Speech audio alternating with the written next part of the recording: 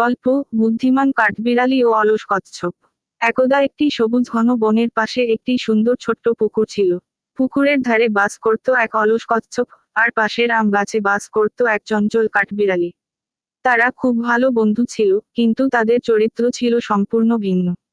কচ্ছপ সারাদিন শুধু শুয়ে বিশ্রাম নিত আর ভাবত, আমি তো ধীরে চলি, তাই কঠোর পরিশ্রমের প্রয়োজন নেই। অপরদিকে কাঠবিড়ালি খুব কর্মঠ ছিল।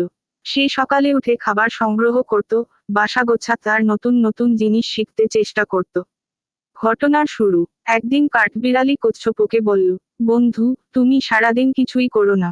জীবনটাকে উপভোগ করতে হলে কিছু শেখা দরকার। কচ্ছপ হাই তুলে বলল, আমার চলার গতি এমনিতেই ধীর, শেখার সময় কোথায়? কাঠবিড়ালি একটু ভাবল এবং একটি পরিকল্পনা করল। সে বলল, ঠিক আছে, চল তুমি আর আমি একটি প্রতিযোগিতা করি। আমরা একটি নতুন জিনিস শিখব। আমি খাবার মজুত করার উপায় শিখব, আর তুমি সাঁতার কাটার কৌশল শিখবে।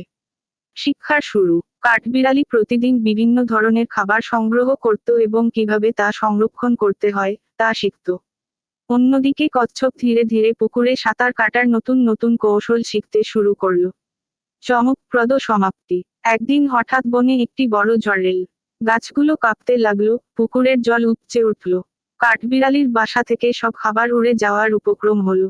সে ভয়ে কাঁপতে কাঁপতে কচ্ছপের কাছে গিয়ে বলল, বন্ধু, আমাকে সাহায্য করো।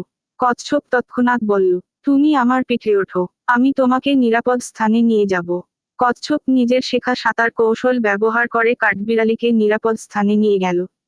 ঝড় থামার পর কাঠবিড়ালির খাবার মজুত করার কৌশলও কাজে লাগলো। সে জঙ্গল থেকে খাবার সংগ্রহ করে সবাইকে সাহায্য করল।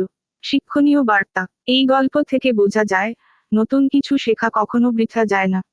একদিন না একদিন সেটি আমাদের জীবনে কাজে আসে। শেষ।